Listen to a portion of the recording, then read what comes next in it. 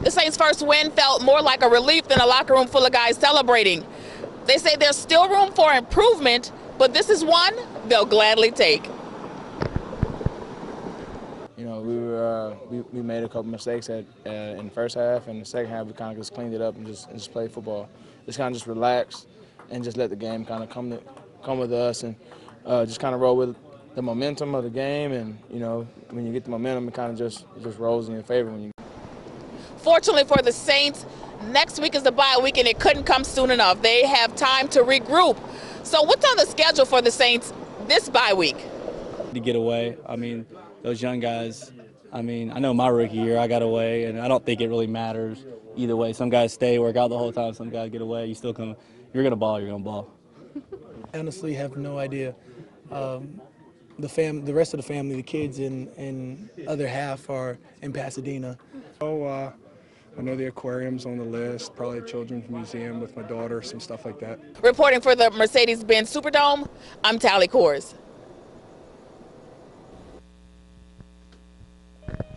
It's been a busy week for the Saints. A loss to Denver, now the Panthers. Thursday night football. Saints 4-5. Drew Brees, Sean Payton and company in Charlotte in their color rush uniforms to meet with Cam Newton. First drive, 2nd and 9 from the 38. Brees hands off to Mark Ingram, who picks up a yard to bring up 3rd down.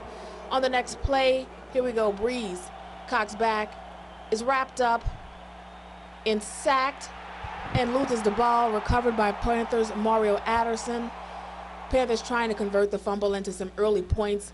Full speed ahead, Cam Newton, Superman. Here we go to Jonathan Stewart for 8 yards. Then here's where things get interesting. 2nd and 2, receiver Ted Ginn Jr. takes to the left for 14 yards and the touchdown. But wait a minute, refs disagree. Say he was down at the 1. That's where they marked the ball. 3 tries, couldn't get it done. Vaccaro messes up everything. They get a 30-yard field goal attempt by Gano, but it's nullified by Kenny Vaccaro. He runs into the kicker, giving the Panthers a first set of downs.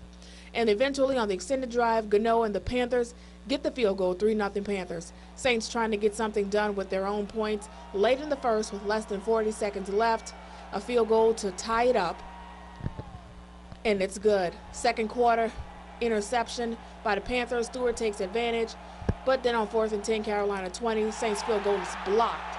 Kuechly returns it for a touchdown, but look, 1, 2, 3, 4 illegal blocks in the back. Pick one is coming back. So the Panthers take it at the 30 with 40 seconds left at the half. Newton again, Jr. Ruled incomplete, disrupted by Craig Robinson. So they'll try it again. That time it'll be successful. Carolina goes in at the half, 20-3. Fast forward to the 4th. Saints come alive. Open the 4th, 30-yard field goal, but on 2nd and 6, Panthers territory. Brees to Coleman, 9-yard touchdown. Saints down by 10. Less than 3 minutes in the game. 3rd and goal at the 8. Drew Brees to Coby Fleener for an 8-yard touchdown. Saints looking to close in, only down by 3.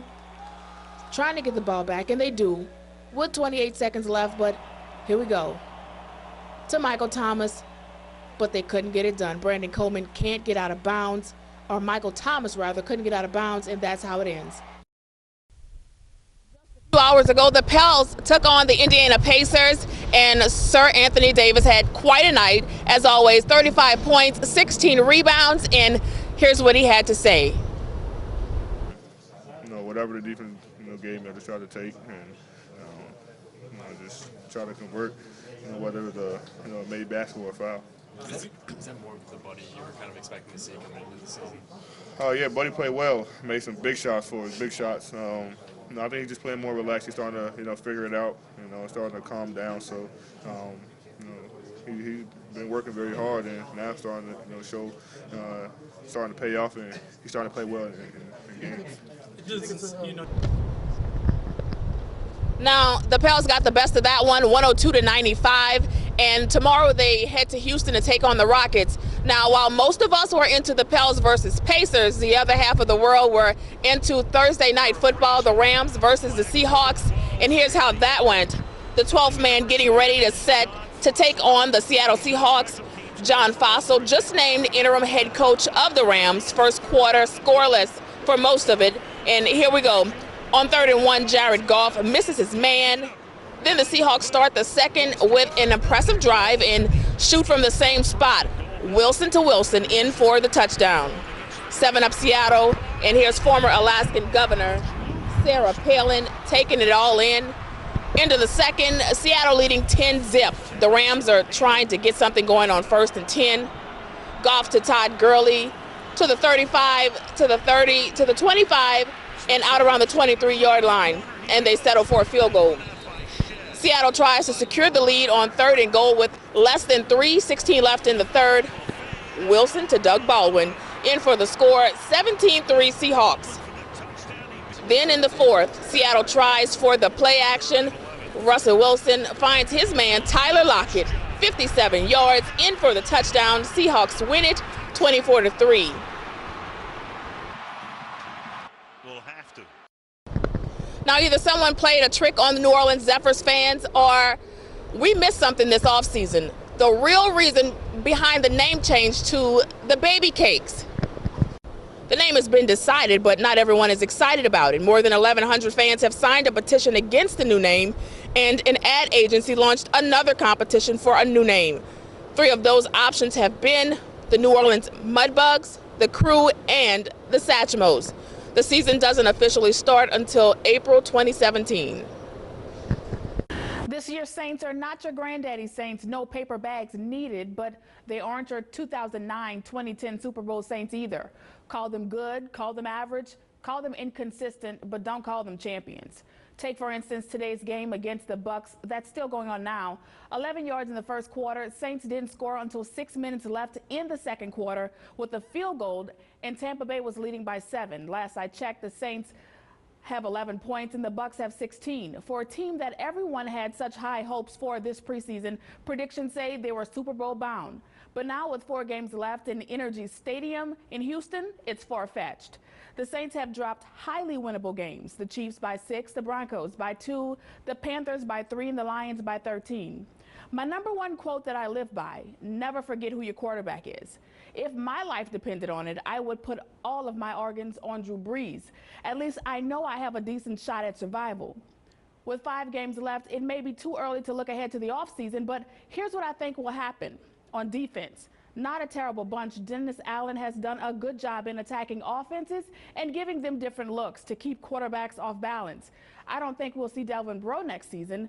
He'll probably go to Cincinnati or another team in the NFC South, or perhaps he'll go to the Patriots.